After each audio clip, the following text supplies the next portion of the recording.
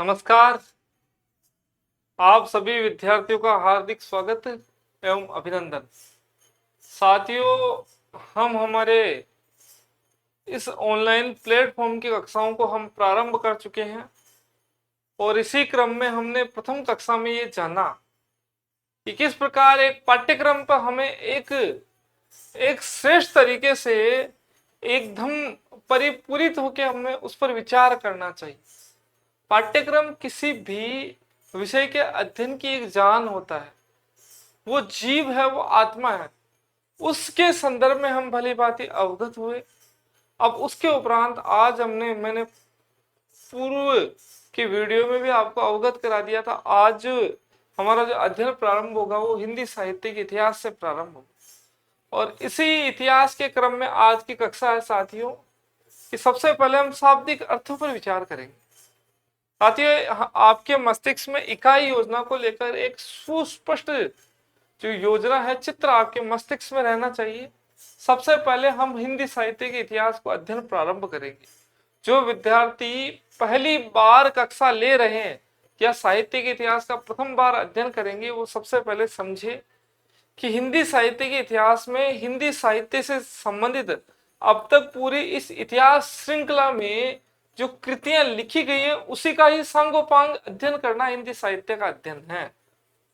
पुनश्च समझे कि अब तक जब से हिंदी भाषा प्रारंभ हुई है, जब से सर्वमान्य रूप से हिंदी भाषा का प्रारंभ माना गया है, तब से लेकर समकालीन अध्ययन तक हिंदी साहित्य, चाहे वो उपन्यास है, चाहे नाटक है, कविता है, निबंध है, इत्यादि विषयों को लेकर जो भी हिंदी साहित्य में साहित्यिक रचना हुई है, उन सबका इतिहास के क्रम में अध्ययन करना।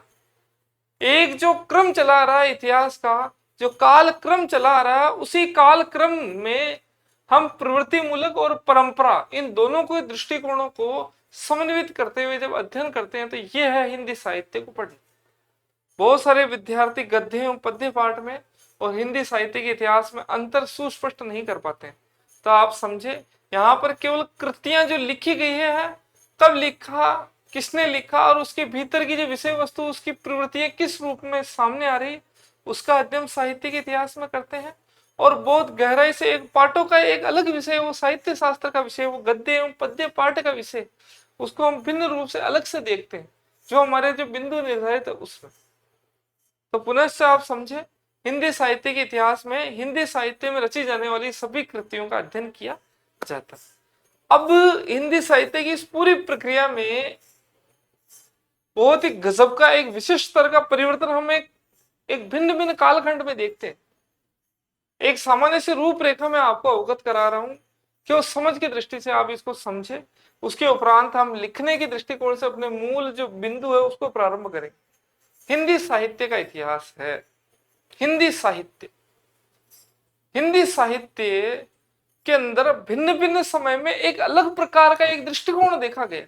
जैसे हम सामान्य से अपने समाज के संदर्भ में देखें तो आज का युग है जो मोबाइल का युग है, जहां प्रत्येक व्यक्ति अपने निकट एक मोबाइल रखता है और उस मोबाइल के माध्यम से तकनीकी का जो है भरपूर उपयोग कर रहा है। आज के 25 वर्ष पूर्व में अगर हम देखें तो वो व्यक्ति टीवी के लिए बहुत ज्यादा लालायित रहता था और टीवी उस समय की तात्कालिक युगीन आवश्यकता थी। उसके 40 वर्ष पूर्व में देखें तो पुस्तकें, चाहे अखबार, इनका बहुत अधिक महत्ता थी, इनकी बहुत श्रेष्ठ रूप में महत्ता निर्धारित थी उस समय। तो हम देखते हैं कि भिन्न भिन्न समय अवधि में अलग अलग प्रकार से प्रवृत्तियां बदल रही और परंपराओं में नई नवीन परिवर्तन होता जा रहा। तो अब हिंदी साहित्य के इतिहास में भी पूरे 1000 वर्ष पर हम दृष्टि डालें तो इसके अंदर जो कविताएं, कहानियां, उपन्यास, जो भी गद्य विधान या पद्य विधान लिखा गया है उसमें प्रवृत्ति मूलक अंतर दिखाई देता है।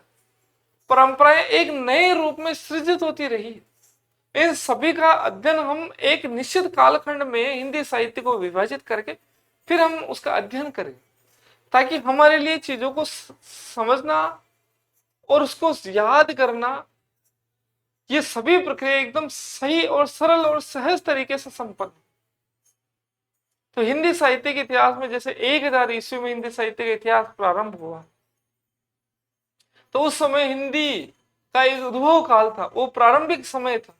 तो उस समय कुछ स्पष्ट प्रवृत्तियां दृष्टिगोचर नहीं होती थी। किसी भी प्रवृत्ति के संदर्भ में एक सुनिश्चित दृष्टिकोण आबद्ध नहीं था। आचार्य रामचंद्र शुक्ल हिंदी साहित्य के एक इतिहास को लिखने में एक प्रमुख हस्ताक्षर है। वो इस समय एक वीर गाथा तो प्रवृत्ति को देख लेते हैं। आचार्य प्रसाद द्विवेदी है, वो अलग प्रकार से अपने मंतव्यों को रखते हैं। इसी प्रकार कुछ विद्वान है, वो बीज रूप में इस काल को देखते हैं। तो अलग अलग विद्वान है, वो अपने अलग अलग प्रकार के मत व्यक्त करते हैं। अब समस्या यहां आती है कि हिंदी साहित्य के आदि काल में जो प्रारंभिक अवस्था, उसमें कैसी प्रवृत्ति दिखाई दे रही है, कौन सी एक विशेष प्रकार की कविताएं लिखी गई, इसके संदर्भ में कुछ सुस्पष्टता ज्ञात नहीं हो पाती। इसलिए फिर इस काल को कह दिया गया आदि काल। भावों की दृष्टि से जो मनोभाव होते उसका आदि रूप है, कला पक्ष की दृष्टि से आदि रूप है, भाषा की दृष्टि से आदि रूप है, शिल्पगत वैशिष्ट्य की दृष्टि से आदि रूप है। चाहे श्रृंगारिक प्रवृत्तियां हो, चाहे वीर गाथात्मक प्रवृत्तियां हो, सभी के जो प्रवृत्तियां हैं वो हमें आदि रूप में उस काल में प्राप्त होती है। इसीलिए उसका नाम आदि काल रख दिया गया। यद्यपि ये प्रवृत्ति मूलक नाम नहीं है, ये नाम एक मजबूरी में रखा गया नाम है, क्योंकि प्रवृत्तियों का जो विरोध और सामंजस्य दिखाई देता है, अंतर विरोधों का काल जिसको व्यक्त करते हैं विद्वान, ऐसी स्थिति उस समय जो हमें प्रतिष्ठित होती हुई दिखाई देती। तो प्रारंभ में 1050 से 1375 की मध्य की जो समय अवधि है, उसको आदिकाल के नाम से संबोधित करके विद्वान आगे बढ़ते। तदुपरांत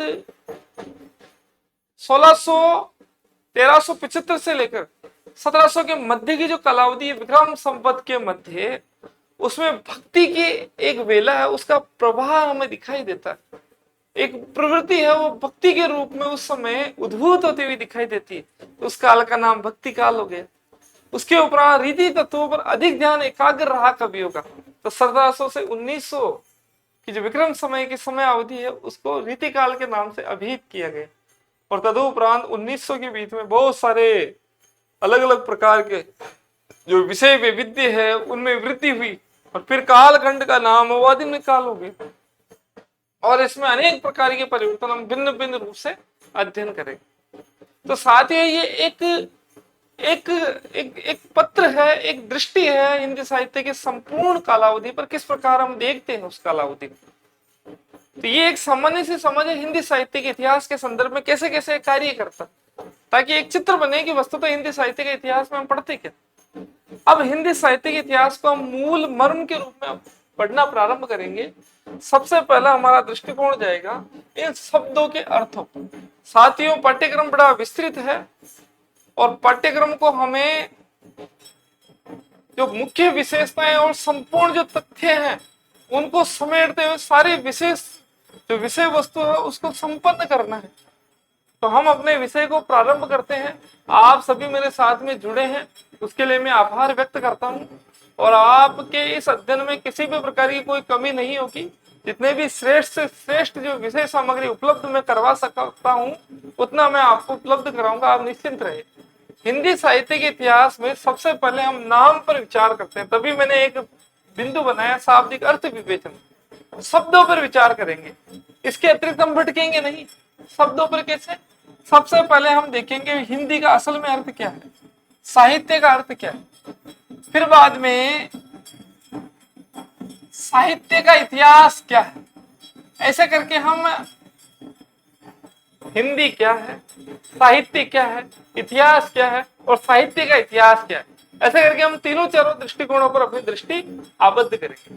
सबसे पहले हम पढ़ते हैं साथियों हिंदी के नाम एवं उसके विभिन्न रूप। सबसे पहले हिंदी,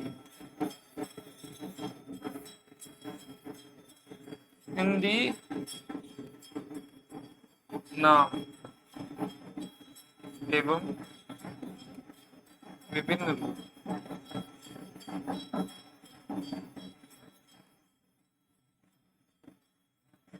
ये बिंदु है साथियों। हिंदी के संदर्भ में उत्पत्ति किस प्रकार हुई शब्द की, इस पर विचार करते हैं। सबसे पहले आप ध्यान दें कि सिंधु नदी जम्मू कश्मीर में उस भौगोलिक क्षेत्र के अंदर एक नदी प्रवाहित होती है, उसे सिंधु नदी कहा जाता है। और सिंधु नदी से सिंध बना, सिंध से हिंद बना, हिंद से हिंदी बना, और हिंदी से हिंदी बन गए। ये इस प्रकार एक शब्दों का एक अनुक्रम चलता है। जो सिंधु शब्द है वो सिंधु से सिंध, हिंदू, हिंदी और हिंद, हिंदी, ये शब्द का एक क्रम चलता है। उस क्रम को मैं आपको लिखा देता हूं। सबसे पहले जो हमारे यहाँ सिंधु नदी है, सिंधु नदी ये सिंध क्षेत्र में प्रवाहित होती है। सिंध क्षेत्र में प्रवाहित होती है।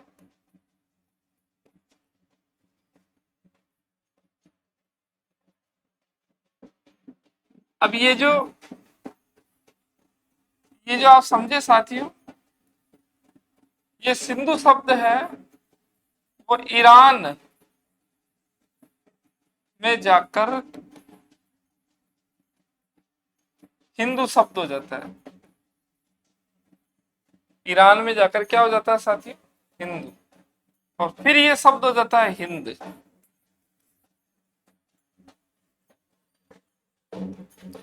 और इसके उपरांत जो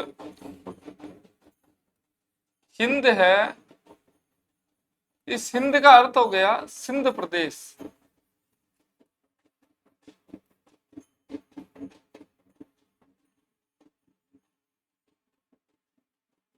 ये जो हिंद शब्द है इसका अर्थ हो गया साथियों सिंध, हिंद, जो हिंद है उसका अर्थ हो गया सिंध प्रदेश। और इसके उपरांत साथियों इस शब्द में जो हिंद शब्द है इसमें एक प्रतीक लगने से ये जो शब्द हुआ ये हो गया हिंदी। और फिर इसका जो अर्थ है वो हिंद का।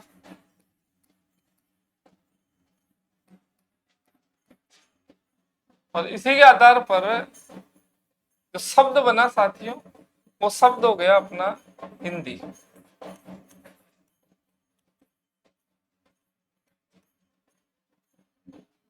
इसके अलावा इस शब्द का प्रयोग किसने किया है? सबसे पहले सरफुद्दीन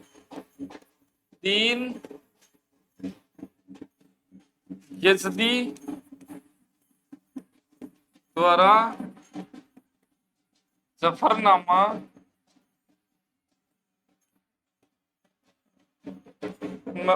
इस शब्द को प्रयोग में लिया। कब? 1424 ईस्वी। ये एक प्रक्रिया है साथियों, हिंद से सिंध प्रदेश, हिंदी प्लस हिंद का अर्थात हिंदी शब्द, इस रूप में हमारे हिंदी शब्द है इसकी व्युत्पत्ति प्राप्त होती है।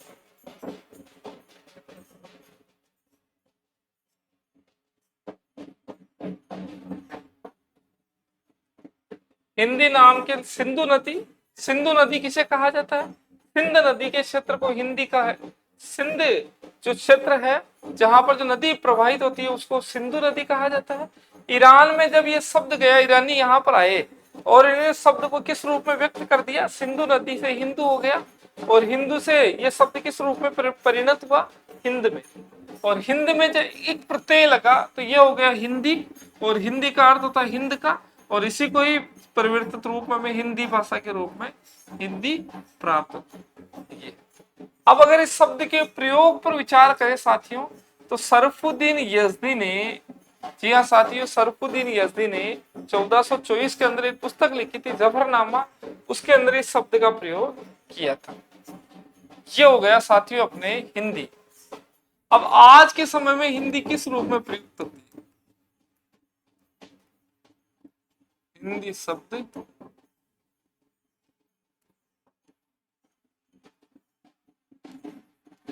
आज मुख्य रूप से 3 अर्थों में प्रयुक्त हो रही है। तीन अर्थ कौन कौन से हैं साथियों? तीन अर्थों में हिंदी आज के समय प्रयुक्त हो रही है। इसमें से तीन अर्थ कौन कौन से हैं? सबसे पहला है साथियों अपने विस्तृततम अर्थ में। सबसे पहले ले लेते हैं विस्तृततम अर्थ में। विस्तृततम अर्थ में। और दूसरा आता है साथियों इसमें भाषा विज्ञान की दृष्टि से। भाषा विज्ञान की दृष्टि।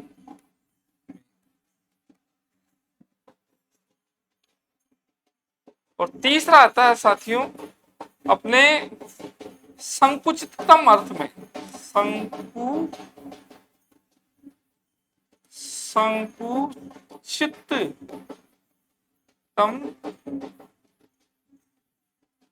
अर्थ में।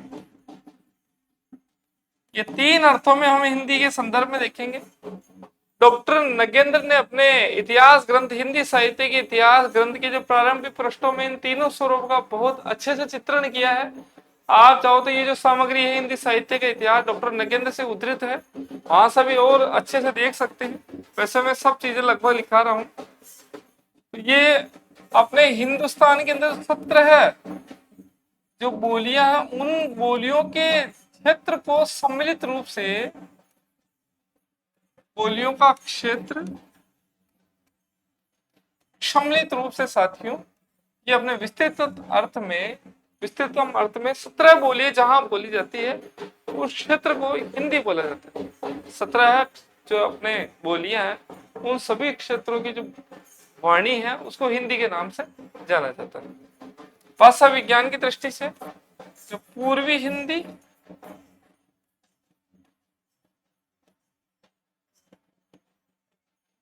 प्लस पश्चिमी हिंदी,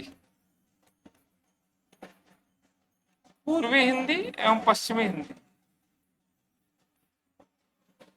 ये अर्थ भाषा विज्ञान की दृष्टि से केवल पूर्वी हिंदी और पश्चिमी हिंदी, इन दोनों को क्या माना जाता है? इन दोनों को हिंदी भाषा माना जाता है। और अपने संकुचित अर्थ में साथी ध्यान रखिए खड़ी बोली,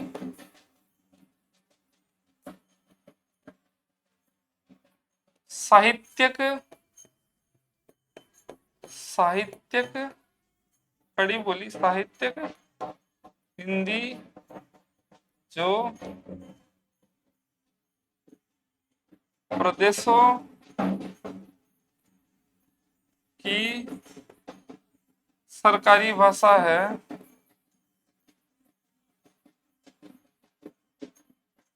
प्रदेशों की सरकारी भाषा है, पूरे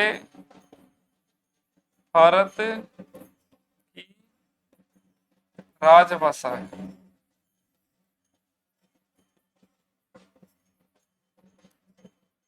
इस अर्थ में खड़ी बोली जो साहित्यिक हिंदी है, जो प्रदेशों की सरकारी भाषा है और राजभाषा। आज समाचार पत्रों में ले लीजिए, चाहे इस बोली को हम फिल्मों के रूप में उपयोग में ले रहे हैं, चाहे राजभाषा के रूप में लो, साहित्य के रूप में ले, ये जो है संक्षिप्तम संकुचिततम अर्थ में, तीन अर्थों में हिंदी की बोली उपयोग में ली जाती है। साथ ही क्या आप ध्यान रखें, तीन रूपों में बोली उपयोग में ली जाती है। तीन रूपों में बोली उपयोग में ली जाती है। सबसे पहले विस्तृततम अर्थ में, दूसरा भाषा विज्ञान की दृष्टि से, और तीसरा अपने संकुचिततम अर्थ की दृष्टि से। आशा करता हूं कि ये बिंदु बहुत अच्छे से स्पष्ट हो गया होगा। पुनः से याद करें, विस्तृत अच्छा बहुत लंबा चौड़ा, जैसे हम विस्तृत बोलते हैं तो 17 बोली आ जाएगी, बहुत ज्यादा। ठीक है। भाषा विज्ञान दो भागों में बांटता है हिंदी साहित्य को, पूर्वी हिंदी और पश्चिमी हिंदी, ये भाषा विज्ञान के दृष्टिकोण।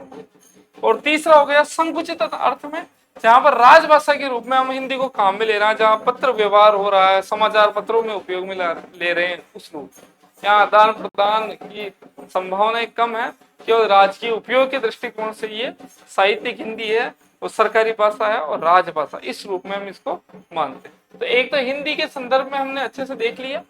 अब आगे बढ़ते हैं साथियों, इतिहास।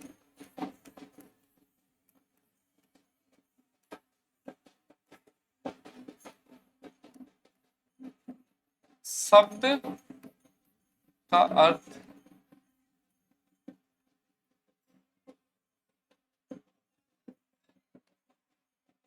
इतिहास शब्द का अर्थ। इतिहास, इसकी एक परिभाषा लिख देते हैं। इति ऐसा प्लस है अर्थात निश्चय पूर्वक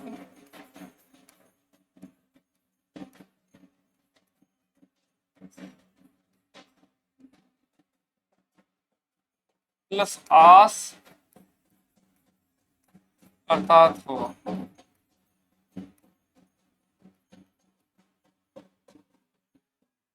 यानी इसका अर्थ है अर्थात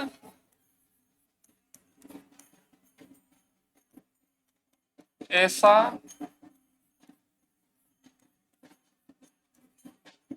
निश्चय पूर्वक, ऐसा निश्चय पूर्वक हुआ। अतीत की अवस्थाओं का अवलोकन ही इतिहास है। अतीत की अवस्थाओं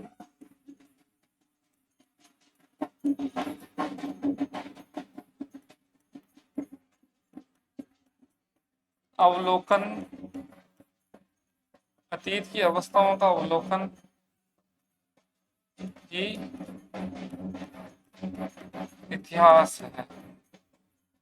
इतिहास है। एक दृष्टिकोण से देखें तो दूसरे अर्थ में इतिहास का आशय है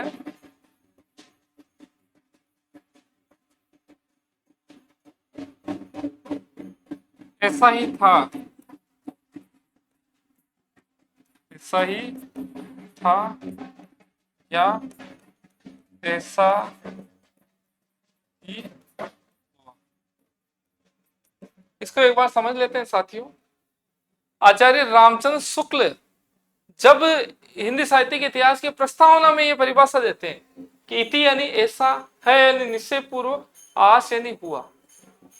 इति यानी ऐसा, इति अर्थात ऐसा, इति अर्थात ऐसा, है यानी हुआ है निश्चय पूर्वक, आस यानी हुआ। तो ऐसा निश्चय पूर्वक हुआ, यह निश्चय पूर्वक हुआ। अतीत की अवस्थाओं का अवलोकन ही इतिहास है। इतिहास का आशय है ऐसा ही था या ऐसा ही हुआ है। तो इस संदर्भ में ये कुछ परिभाषाएं हैं, एक दो चीजें और लिखा देता हूं मैं। एक तो इसका संबंध अतीत से होता है, अतीत से, ना तो वर्तमान से ना भविष्य से, ये आप ध्यान दें। इसके अतिरिक्त प्रमुख रूप से वास्तविक यथार्थ घटनाओं का अध्ययन करते हैं हम। वास्तविक या यथार्थ घटनाओं का समावेश। एक परिभाषा ये मान सकते हैं, अतीत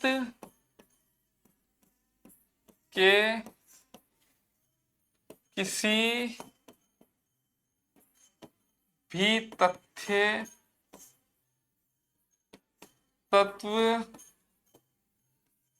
एवं इतिहास, अतीत के किसी भी तथ्य तत्व एवं प्रवृत्ति के वर्णन, विवरण, विवेचन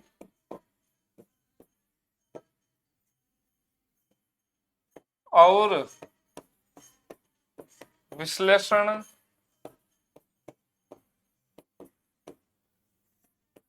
को जो कि कालक्रम जो कि काल कालक्रम के दृष्टि से किया गया है, दृष्टि से किया गया है इतिहास कहते हैं, इतिहास कहा जाता है। बहुत सारी सामग्री लिख दी गई है, ये हालांकि समझ के अब समझे आप साथियों, ऐसा निश्चय पूर्वक हुआ है। आप ये ध्यान दें, जब मैं लिख रहा हूं तो मेरा सारा ध्यान इस पर केंद्रित रहेगा, जब मैं बोल रहा हूं तो सारी जो मेरी क्रिया विधियां हैं वो बोलने की तरफ अधिक मैं आदृत रखने का प्रयास करूंगा। इतिहास अर्थात ऐसा ही घटित हुआ है जो घटित हो चुका है, और इतिहास का संबंध वास्तविक एवं यथार्थ घटनाओं से होता है। इसमें कल्पनाओं का क्षण मात्र भी समावेश नहीं होता है। जो घटित हो चुका है, जो वास्तविक है, उसी का ही इतिहास में समावेश रहता है। पहला विषय। दूसरा बिंदु साथियों, इतिहास के किसी भी तथ्य घटनाओं का विवेचन, विश्लेषण इत्यादि जब किया जाता है कालक्रम के दृष्टिकोण से, इतिहास की किसी भी घटना तथ्य का वर्णन, विवेचन, विश्लेषण जब कालक्रम अनुसार या कालक्रम के दृष्टिकोण से किया जाता है तो उसे इतिहास कहा जाता है। ये ध्यान रखिए, सामान्य से परिभाषा। इतिहास के जनक कौन है? हेरोडोटस इतिहास के जनक है।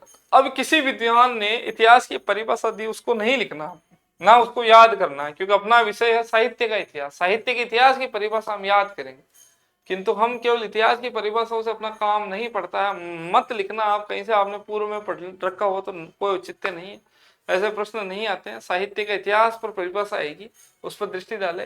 ये दोनों जो सामग्री मैंने लिखाई है आचार्य रामचंद्र शुक्ल और डॉक्टर नगेंद्र की पुस्तकों में इतिहास का जो दृष्टिकोण दे रखा, दोनों मैंने उतरा दिया है। मुझे नहीं लगता इसके अतिरिक्त आपको समझने के लिए कुछ अतिरिक्त आवश्यकता। अब हम साहित्य पर जाते हैं साथी। साहित्य समझे, साहित्य किसे कहते हैं? एक केवल और केवल आप शब्द पर विचार करें। साहित्य अर्थात सही, जो हमें सही का मार्गदर्शन प्रदान करता है। समझ की दृष्टि से बता रहा हूं, यद्यपि इसके अर्थ की व्यंजना भिन्न रूप में आती है, किंतु अर्थ है, भावार्थ रूप में समझ सकते हैं। साहित्य अर्थात जो हमें सही का मार्गदर्शन प्रदान करता है उसे साहित्य कहा जाता है। साहित्य जिसमें हित और सहित के रूप में लोक मंगल का भाव निवेशित हो, उसे साहित्य कहा जाता है। साहित्य हृदय की स्वतंत्र वृत्तियों का जब प्रकाशन होने लग जाता है शब्दों के माध्यम से, तो वो साहित्य कहलाता है। साहित्य अतीत के आलोक में वर्तमान का दृश्यावलोकन करते हुए भविष्य की उज्जवल ताकि जो कामना की जाती है वो साहित्य। अतीत के आलोक में वर्तमान का मूल्यांकन करते हुए भविष्य का मार्ग जब प्रशस्त करने की जो धारणा हमें व्यंजित करता है या हमें जो देता है उसे साहित्य कहते हैं। अतीत के आलोक में वर्तमान का मूल्यांकन कर और भविष्य का जो मार्ग प्रशस्त हमें करता है वह साहित्य कहलाता है, या प्रशस्त करने वाला साहित्य कहलाता है, या जो प्रशस्त करता है उसे साहित्य कहते हैं। अतीत के आलोक में वर्तमान के संदर्भ को व्यंजित करते हुए भविष्य को मार्ग को प्रस्तुत करने वाले साहित्य कहते हैं। ये आप साहित्य को समझ सकते हैं। साहित्य जन समूह के हृदय का विकास है। साहित्य जन समूह के हृदय का विकास है। तो कुछ चीजें जो महत्वपूर्ण उसको लिखा देता हूं, आप ध्यान रखते हैं। भामा की एक परिभाषा हित और सहित के भाव को लिए हुए जो रचना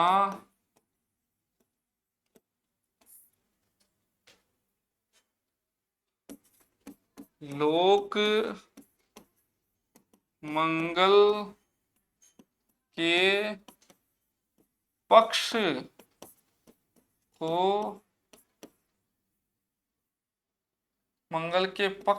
को के पक्ष को प्रस्तुत करे वह साहित्य है।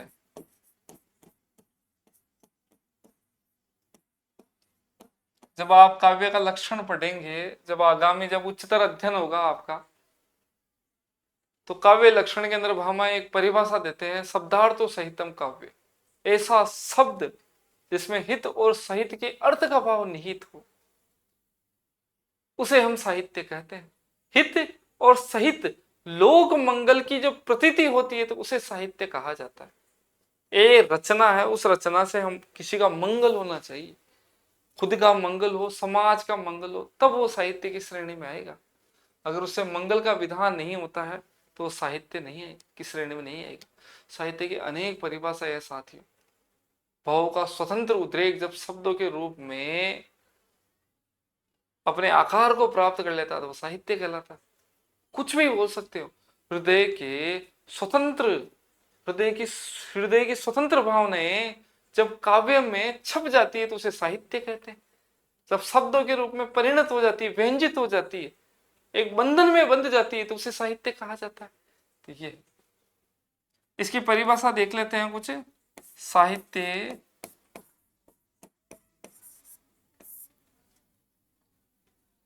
जन समूह के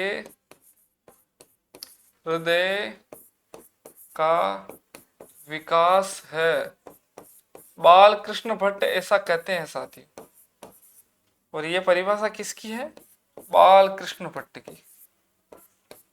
बाल कृष्ण भट्ट। साहित्य जन समूह के हृदय का विकास है। आप इस परिभाषा को अच्छे से ध्यान रख ले। एक परिभाषा और देख लेते हैं साथियों। ज्ञान राशि के संचित कोश का नाम। ज्ञान राशि के संचित कोश का नाम। ज्ञान राशि के संचित कोश का नाम, कोश का नाम साहित्य है। और ये परिभाषा किसकी है? ये महावीर प्रसाद द्विवेदी कहते हैं। द्विवेदी काल के जनक महावीर प्रसाद द्विवेदी ये परिभाषा व्यंजित करते हैं साथी।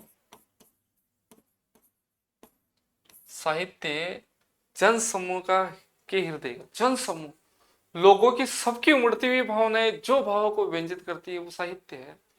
साहित्य जन समूह के हृदय का विकास है। जो लोग हैं उनके हृदय की वेदना किस रूप में व्यंजित हो रही है। अभी वर्षा काल चल रहा है और वर्षा नहीं आ रही है और वर्षा की कल्पनाएं सभी व्यक्ति कर रहे हैं, तो इस समय हृदय के भाव इस रूप में व्यंजित हो रहे थे, इसको साहित्य शब्दों का रूप प्रदान कर दिया जाए तो ये साहित्य है। तो साहित्य जन समूह की हृदय का विकास है। साहित्य ज्ञान राशि के संचित कोश का नाम, जहां ज्ञान हो उसको इकट्ठा कर दिया जाए तो उसे साहित्य कह दिया जाता है। अब है साथियों अगला जो प्रकरण अपना आएगा। हमने इतिहास पढ़ लिया, समझ लिया, साहित्य समझ लिया, अब साहित्य का इतिहास देखते हैं। साहित्य का इतिहास हम लिख देते हैं साथियों। साहित्य का इतिहास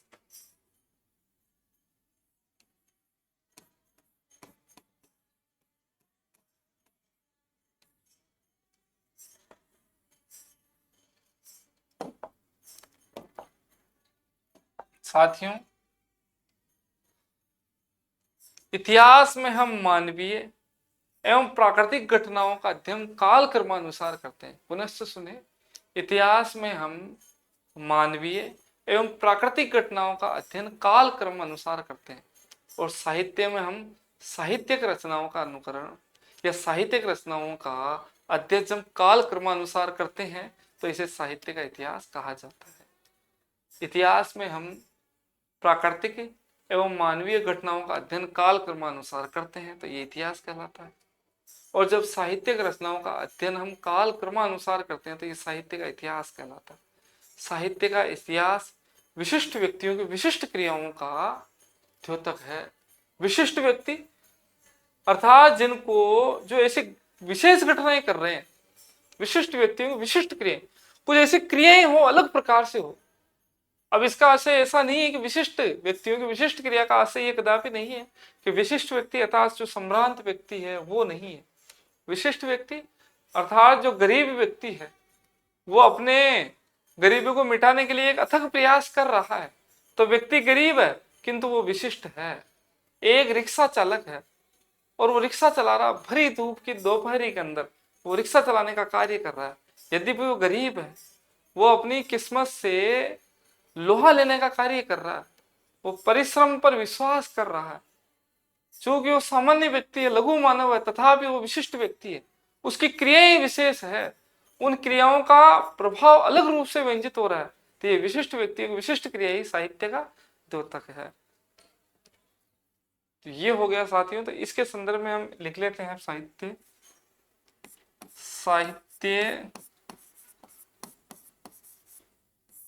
के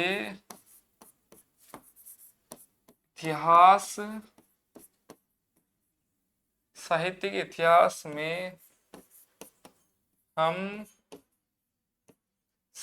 इतिहास में हम प्राकृतिक घटनाओं, साहित्य के इतिहास में हम प्राकृतिक व मानवीय घटनाओं, प्राकृतिक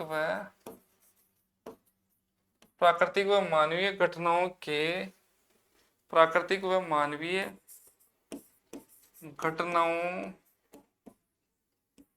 या इसके स्थान पर हम लिख सकते हैं क्रियाकलापों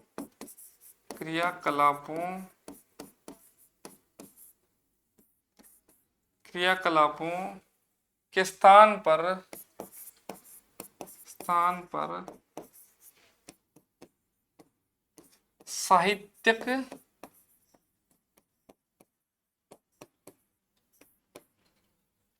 के इतिहास में हम प्राकृतिक व मानवीय क्रियाकलापों के स्थान पर साहित्यिक रचनाओं का अध्ययन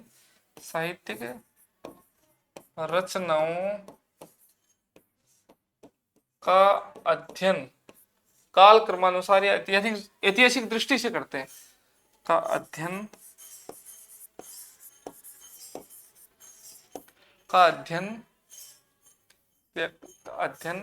ऐतिहासिक दृष्टि से करते हैं। ऐतिहासिक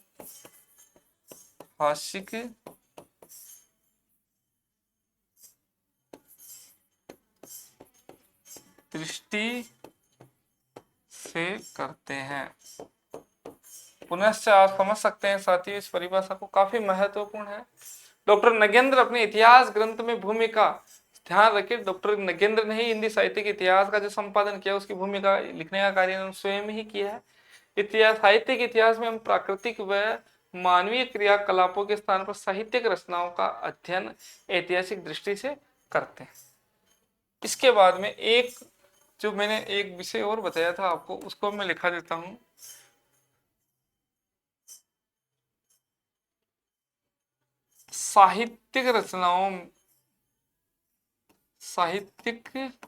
इसको एक कह सकते हैं विशिष्ट व्यक्तियों, विशेष वर्ग की मनुष्य की विशिष्ट क्रियाओं का द्योतक है। इसको ऐसे लिखें साथियों, विशेष वर्ग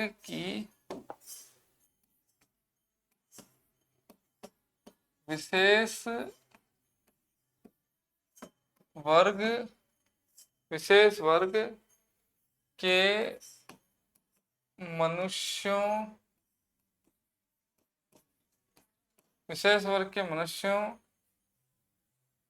की विशिष्ट क्रिया, विशेष वर्ग के मनुष्य की विशिष्ट क्रियाओं का सूचक है, या कहते हैं, ऐसे मान सकते हैं, का सूचक। अब एक दो परिभाषा हम लिख लेते हैं साथियों। परिभाषा, इसमें दो परिभाषा। जबकि प्रत्येक देश का साहित्य वहां की जनता की चित्त वृत्तियों का संचित प्रतिबिंब होता है। जबकि प्रत्येक देश का साहित्य वहां की जनता की चित्त वृत्तियों का संचित प्रतिबिंब होता है। तब ये निश्चित हो जाता है कि जनता की चित्त वृत्तियों के परिवर्तन के साथ में भी साहित्य के स्वरूप में परिवर्तन होता जाता है। आदि से अंत तक इन्हीं चित्त वृत्तियों की परंपराओं को साहित्यिक परंपराओं के साथ सामंजस्य दिखाना ही साहित्य का इतिहास कहलाता है। जबकि प्रत्येक देश का साहित्य वहां की जनता की चित्त वृत्तियों का संचित प्रतिबिंब होता है। तब ये निश्चित हो जाता है कि जनता की चित्त वृत्तियों के परिवर्तन के साथ में साहित्य के स्वरूप में भी परिवर्तन हो जाता है।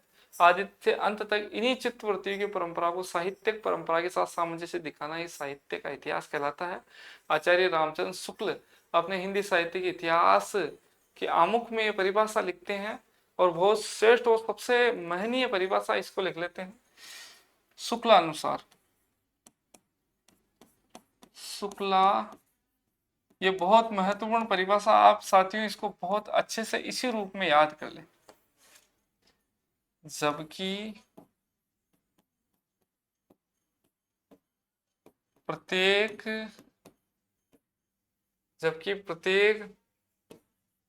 देश का साहित्य,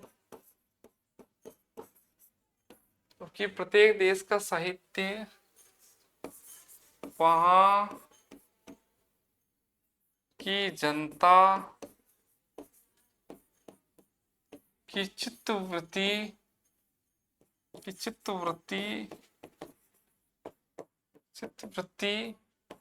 का संचित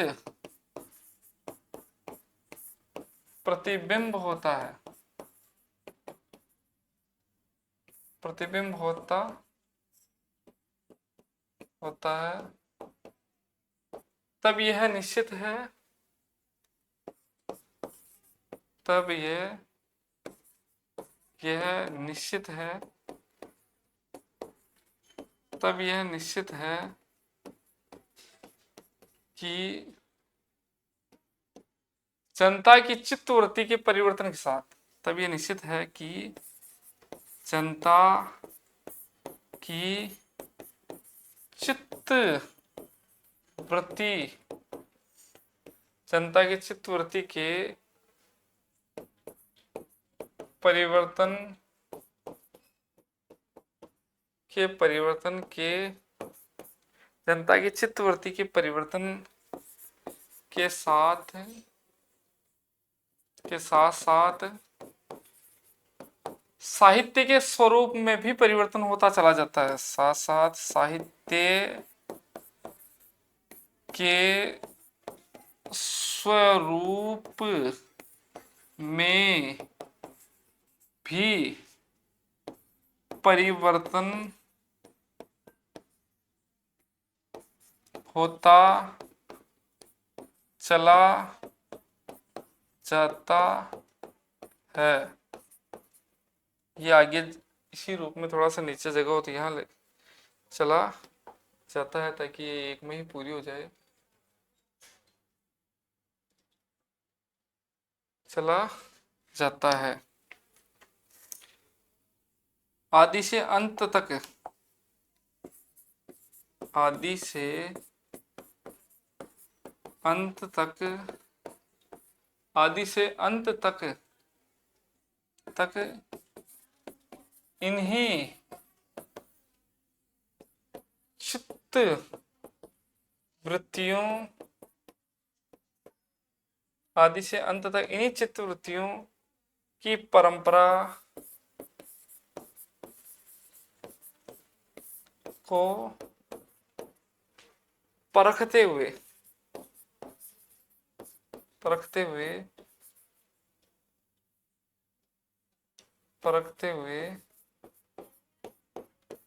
थोड़ा छोटा कर लेते हैं साथियों इसको, ताकि इसी में आ जाए। अपना उद्देश्य ये है,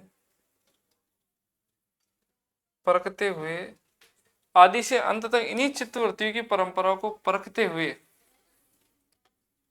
साहित्य परंपरा के साथ उनका सामंजस्य दिखाना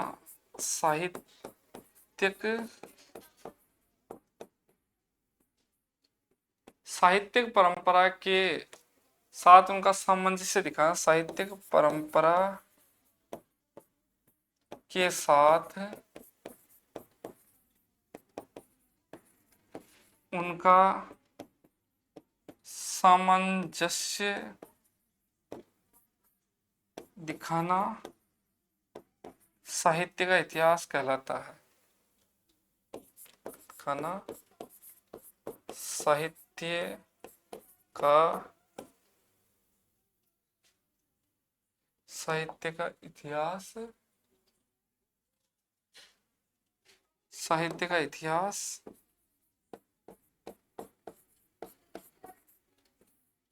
कहलाता है। एक बार इसकी जांच भी कर लेते हैं परिभाषा की, कोई त्रुटि तो इसमें प्रकट नहीं हो रही है।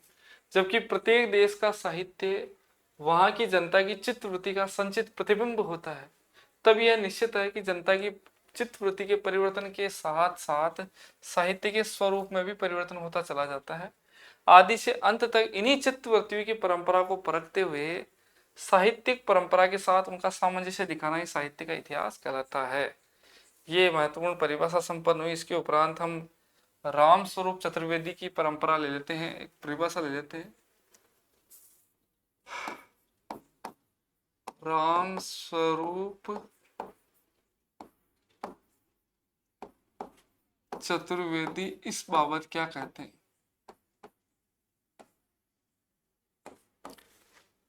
कवि का काम यदि दुनिया में ईश्वर के कामों को न्यायोचित ठहराना है, कवि का काम यदि दुनिया में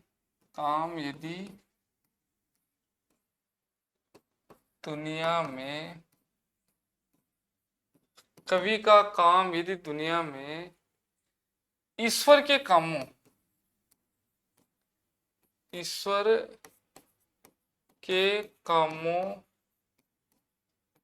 को न्यायोचित ठहराना है, ईश्वर के कामों को न्यायोचित, कवि का काम यदि दुनिया में ईश्वर के कामों को न्यायोचित ठहराना है तो साहित्य इतिहास का कार्य है ठहराना, न्यायोचित ठहराना है तो साहित्य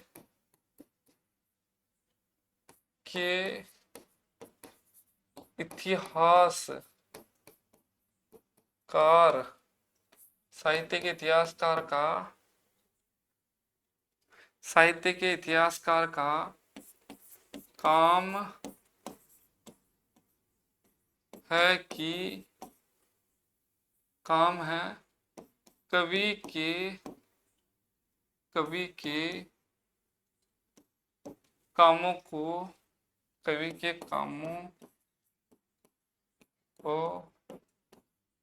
साहित्य हास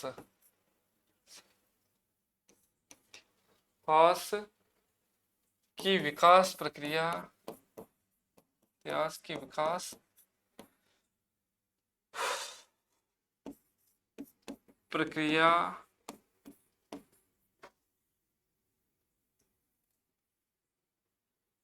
में न्यायोचित दिखा सकना।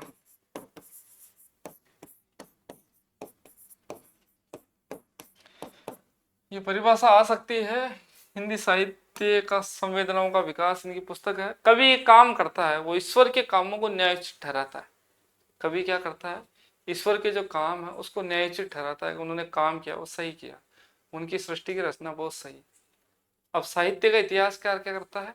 जो कवि जो काम करता है उसको न्यायोचित ठहराता है। समझे, कवि का काम ईश्वर के कामों को न्यायोचित ठहराना, आलोचक का काम कवि के कामों को न्यायोचित ठहराना। तो ऐसा करके साथियों आज एक महत्वपूर्ण विषय हमने चर्चा की है। पुनश्च इसके सार ग्रह को देखें। हिंदी शब्द की व्युत्पत्ति को हमने पढ़ा। हिंदी शब्द की व्युत्पत्ति सिंधु, सिंध, हिंदू, हिंद, हिंदिक, इससे हिंदी का उद्भव हुआ है। हिंदी अपने विस्तृत अर्थ में 17 बोलियों का समूह। हिंदी अपने भाषा विज्ञान के दृष्टिकोण से दो प्रकार से, पूर्वी हिंदी और पश्चिमी बोली, पूर्वी हिंदी और पश्चिमी हिंदी, ये दोनों का समूह। हिंदी अपने संकुचिततम अर्थ में क्या मानी जाएगी? ये मानी जाएगी साथियों, अपने संकुचिततम अर्थ में मानी जाएगी। हिंदी क्या मानी जाएगी? अपने संकुचिततम अर्थ में राजभाषा के रूप में, साहित्य के रूप में जो हिंदी प्रयोग में आती है। इतिहास किसे कहते हैं? अतीत की घटनाओं को इतिहास कहा जाता है। ऐसा निश्चय पूर्वक घटित हुआ है ये इतिहास। अतीत की घटनाओं का काल क्रमानुसार अध्ययन करना इतिहास कहलाता है। साहित्य किसे कहते हैं? जहाँ हित और सहित में लोक मंगल का भाव निहित हो उसे साहित्य कहते हैं। साहित्य जन समूह के हृदय का विकास है। बालकृष्ण पुट साहित्य ज्ञान राशि के संचित कोष का नाम है, ये महावीर प्रसाद द्विवेदी कहते हैं। इसके उपरांत हम पढ़ेंगे साहित्य का इतिहास। विशेष व्यक्तियों की विशिष्ट क्रियाओं का अध्ययन साहित्य का इतिहास कहलाता है। जहाँ इतिहास में हम प्राकृतिक एवं जो मानवीय घटना है उसका अध्ययन हम काल क्रमानुसार या ऐतिहासिक दृष्टि से करते हैं, वही साहित्य के इतिहास में हम साहित्यिक रचनाओं का अध्ययन ऐतिहासिक या काल क्रमानुसार दृष्टि से करते हैं। आचार्य रामचंद्र शुक्ल क्या कहते हैं? प्रत्येक देश का साहित्य वहाँ की जनता की चित्त वृत्तियों का संचित प्रतिबिंब होता है। तब ये निश्चित हो जाता है कि जनता की चित्त वृत्ति के परिवर्तन के साथ साथ साहित्य के स्वरूप में भी परिवर्तन होता चला जाता है। आदि से अंत तक इन्हीं चित्त वृत्तियों की परंपरा को साहित्य की जो प्रवृत्ति है उसके साथ सामंजस्य दिखाना ही साहित्य का इतिहास कहलाता है। कवि का कार्य है ईश्वर के कामों को न्यायोचित ठहराना। कवि का कार्य है ईश्वर के कामों को न्यायोचित ठहराना। इसी प्रकार साहित्य के इतिहासकार का प्रमुख मर्म होता है कवि ने जो रचनाएं लिखी है उसको न्याय सिद्ध करे, उसको न्यायोचित ठहराना। तो ये साथियों आज का जो महत्वपूर्ण व्याख्यान है वो संपन्न हुआ है। आप सभी इसको बहुत अच्छे से लिखें, समझे, याद करें। शुभकामनाएं। धन्यवाद।